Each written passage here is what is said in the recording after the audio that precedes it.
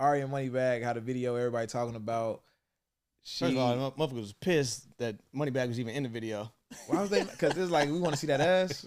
Right. So the First way, of all, not only they wanted to see the ass, like nigga, yeah, you posted this shit like 3 months after the trend is over, and then you're gonna include Moneybagg in it. Like, how do we? I saw somebody say, how the fuck do we edit Moneybagg out the video? but fuck the trend being over. Like, Ari can do that whenever she wants. Yeah, that's why she did it. She want, and I think that the way her ass shake should be studied. BBL natural. I've never seen another ass shake like that. Especially, BBL, because a lot of BBLs that should be stiff. I've seen Now the ass shots be stiff. The BBLs be soft. It's the ass shots. Yeah. Okay. Well, whatever it is. You ever clap some BBL cheeks? I probably. The BBL cheeks be hard. Maybe they be having ass cheeks and just telling us they BBLs. Like, it depends on how the BBL look. If it look like if it's like a stupid BBL, I'm turned off. But if it's a replica of a natural ass, nice ass, yeah. Like a Drea BBL. You ain't seeing them too often though. Yeah, no, I'm going for that though, for sure. Yeah. So if it's hard, that means she ain't massage her BBL out. She didn't have enough money to get the aftercare and shit. Okay, we ain't going in on women. Oh no, right? But just say that. But so my question to you is, if you're Moneybagg, if you're in a relationship. Not if you're Moneybagg, because you're not Moneybagg. Right. You're Jones. And if you was in a relationship with a young lady who was an influencer, would you post something like that? So you worded that perfectly, influencer or whatever. So if I was in a relationship, it's gonna depend on who I'm in a relationship with. For sure. I've dated women where that would be okay. Like it fits. Like this is kind of who she is. This is what she was kind of doing before I even came along. You know what I'm saying? So it wouldn't be out of the norm for us to have fun like that. I would look at it as fun. Now, it's women that I've dated where that's not what you do at all. And I wouldn't even, it's so crazy, I wouldn't even want the world to see you like that. Because that's not how you held yourself before. Because I was actually attracted to you because that's how you wasn't. Yeah. So for us to start a relationship and you do some shit like that, or it throws it off. So if that's who you was before, shit, that's how we have fun. Let's do it. For sure. And for me personally, I feel like it all comes down to the woman you pick. And this all comes down to the difference between boundaries and insecurities. Okay. Insecurities is when you try to control other people. Boundaries is when you control yourself. If you can control yourself, you don't got to control nobody else. If you feel like I don't date women who do shit like this, then you're not going to pick a woman who do shit like that. And if you do pick a woman that's not doing shit like that and she start doing shit like that, you're going to cut her off. You're not going to tell her, hey, you can't do that. Facts. You know what I'm saying? So for me personally, if I pick a chick like that, then that's what the fuck we doing. Especially if you running up M's doing that shit. You know what I'm saying? Shake that ass. And I'm in it. Yeah. It ain't like a random nigga. Shake that it's ass. It's your nigga. For sure. We outside. We with you, Moneybagg. No doubt. I'm not really with you, but because I wouldn't have, I'm not really with you. But just step aside next time. So we can, Yeah, get up out of there. Yeah, thank you. Savanna James. Yeah. She got a podcast coming out. She does. Niggas is mad. And the women is saying that men only like, women that shut the fuck up. It's not even that, man. So from a guy's perspective, how are you feeling about Savanna James starting a podcast? If you was in that position, your wife is starting a podcast. Okay, so if I'm in that position, like when you say in that position, in LeBron's position, you a male figure in a public eye.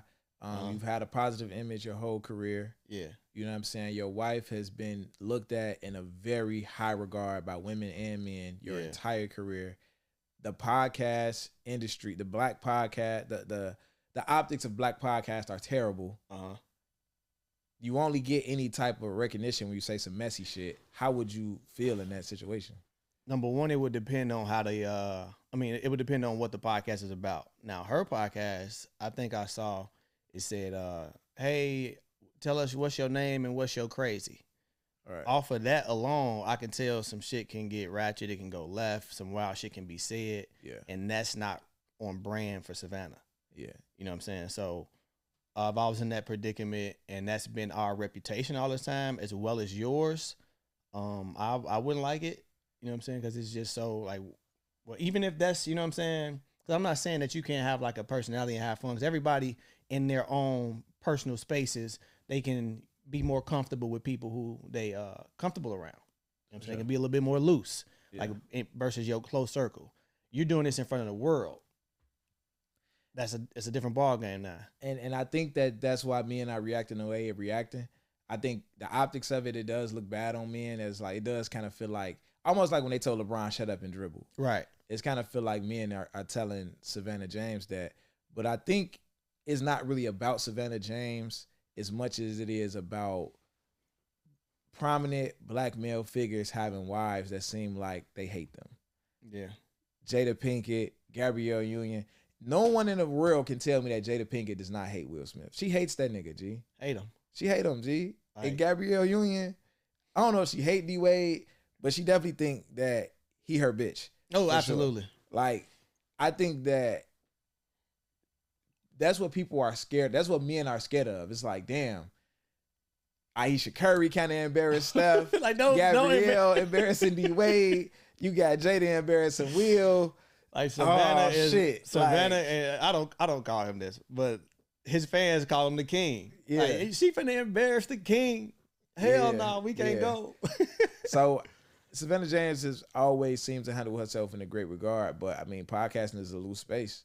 You know what I'm saying? Typically, you get on there, you drink some wine, you drink whatever you comfortable, and it go from there. And if we talking about Westside Crazy, it could, you know, because she could I could see her maybe just outside looking in. I don't see her saying some wild shit. Yeah, but I can see her maybe endorsing some wild shit that was said, or just seeing her body language, or her being in an agreement with some wild shit that was said, or giving like a little smirky laugh at it, or and they're gonna overread everything she absolutely do. Like it's gonna be a microscope on that podcast. First of all, the clip that I fucking saw, I'm like, y'all could have used anything. The first clip that I saw of her on the promo for their podcast, it wasn't like official promo, but she was caressing the mic. I don't know what the context was. I guess she was making the sound off the mic. She was using her nails. I'm not gonna do it. Just kind of pause.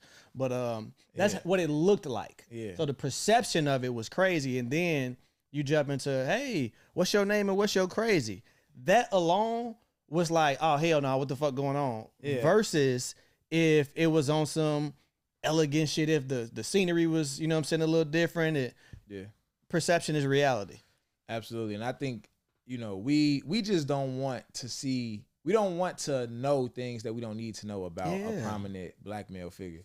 Even if it's not something that's super crazy. It just not even black male figure, her. I don't want to know her too, but I just feel like it's certain lights that it's like this, right?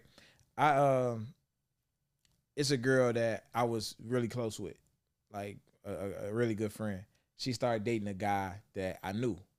And she would talk to me about all her guys because we was close friends. So she would tell me about niggas and all her business and the nigga business and da-da-da, ask me for advice, whatever. But I don't know these niggas, so it's cool. Mm-hmm. But now that it's a nigga I know, it's like, you still my dog, but we can't have these conversations because I don't need to know this type of shit about him. Yeah, and that's kind of how I think niggas are scared of with Savanna James. Is just like, this might be y'all norm and it might be cool to y'all, but we don't need to know this. Just the same way we didn't need to know that D-Wade was getting his salad tossed and shit like that. We didn't need to know. Never needed to know that. Yeah. So I think that's that with that, man.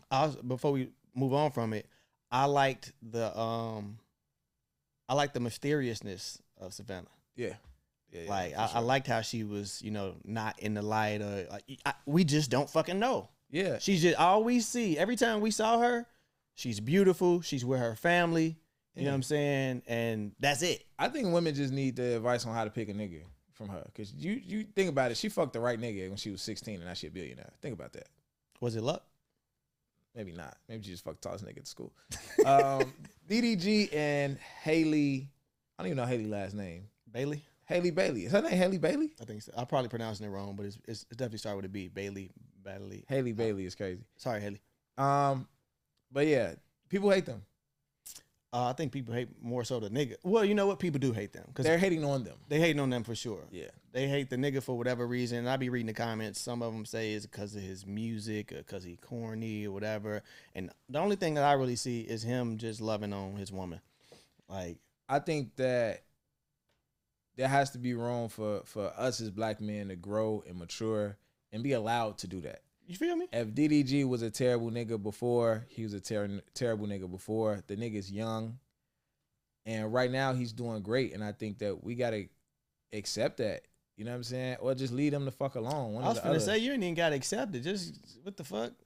It's a weird thing to be upset about, regardless of somebody's past. Like, so you basically saying that no one can change. Yeah. You know what I'm saying? So and the people that's saying whatever they saying, I'm pretty sure in your past you was doing some crazy shit, or you wasn't who you are now. So should we say fuck where you've grown to and continue to look at you for what you used to do? And my thing is, as you type this comment, the nigga that you're laying next to right now, come on, you need to be worried about what the fuck he got going on. Come on, he's going to the bathroom texting bitches, and he not buying no Rolex either. So right. what are we talking about right now? So, and I'm not saying the Rolex justify any negative behavior on his part, but even if he was to fuck up in the future, it's like people are waiting on that, and they gonna blow it the fuck up as if niggas don't fuck up, as if women don't fuck up. So I just hate that. You know, we see the image of black love, and a lot of times because social media makes our people's lives so transparent that you just under so much scrutiny, and that shit could really break up a family. Because he could go do some shit. Let's say they had a private relationship. He could go do some shit, get caught by her, and he got to deal with how she feel about it. She might tell her close family, whatever, they get past it. But if that shit hit the world, and now you got to deal with the pressure of the world, now we just broke up. It'd be different family. When, you know, let's just say you fuck up and your shorty family looking at you crazy. Yeah. You know what I'm saying? That could be uncomfortable. For sure. So everybody? Absolutely. Yeah, leave that dude alone, man. All I see is, they just had a baby. He's definitely, I can see he's going to be an active father. I like it. I ain't mad at it. Absolutely. And the last one we're going to get into is a lot more on a serious note, man.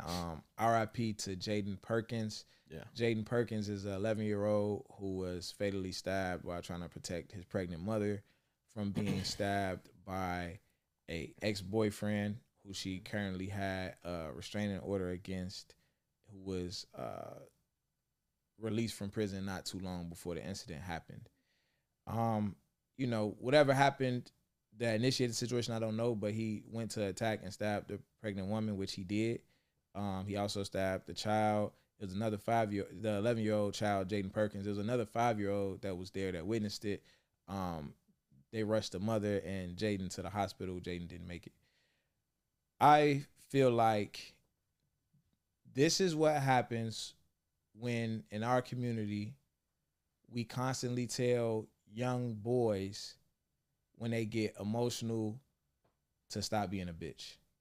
Because if you never are given a space to express your emotions, you'll never learn how to control your emotions, and you become a ticking time bomb. I don't know what set this guy off, but he's obviously a guy who can't control his emotions. Any man who can't control their emotions is a dangerous man, and these are the type of things that happen. When I was saying that black men raise his son like pig bulls, they was on TikTok like, oh, he's soft, we getting him ready for the world. You're not. You getting him ready for the block and for jail. When you teach somebody that they crash outs, right? So when you teach somebody that when you offended or you feel any type of negative emotion, you should respond with aggression. This is the type of thing that happens. You know what I'm saying? And it don't work nowhere but the block or jail. Like, that don't work in a workspace. That don't work in a corporate office. That don't work in a relationship. That shit do not work in the real world. That shit only works in the jungle. For sure. And by the time you realize that it don't work, it's the child. By the time he realizes it don't work, he's between 21 and 24 years old and feel like it's too late to change. The second part of it is that men, for whatever reason, we don't process anger as an emotion for whatever reason. Because we say women are emotional and men aren't, but I think it's pretty rare that two women walk into a club, bump into each other, and the shit escalate to a shootout and a murder. Right. Men are very emotional. We are very angry, but the thing is, because we don't process anger as an emotion, we draw and we are taught to be aggressive with emotions. We draw every negative emotion back to anger. So if my girl left me and I'm sad, instead of being sad, I'm angry. Now I'm verbally abusing her, physically abusing her, threatening to harm myself. Right. You know what I'm saying? If a nigga's explaining something to me and I don't get it, I can't be confused, so I'm mad. So like, what the fuck nigga, you think I'm dumb? Now I'm angry. You know what I'm saying? Or if my life not going the way I want, my money not up, I can't feel discontentment. So now I'm mad at my girl because my money ain't up. It's like we tie everything back to anger, and these are the results of that. We gotta give young men the space to express their emotions so we can teach them how to control their emotions so this type of shit will stop happening. There's so many stories, man. This is, this one just, I'm not trying to be insensitive to nobody else's situation, but this one just hurt a little bit more. He's 11 years old, a young man. And it kind of ties back into our first episode. Remember when we was talking about, like, what do you do if a situation is happening, you interject. Like, this is a prime example. Like, you can die trying to protect the black woman. Now, granted, this is his mother, of course, but that can happen in a lot of different situations, and it has happened in a lot of different situations. So that's why I remember Terry leaned more so towards, like, I'm minding my fucking business. And it's a real slippery slope to interject. Obviously, mother, of course, all day, every day. He's super honorable for that. But just men controlling their emotions is really important. Really important. And it's crazy because as I watched the episode back, and I was just in a situation yesterday, mentally I know that I should mind my business if it's two strangers in a domestic situation. Mm-hmm. That doesn't mean it's easy to do. No. And I think if it's a situation where I'm riding past a gas station, I see a dude and a girl arguing, and their light is green, and I'm going this way, it's a little easier.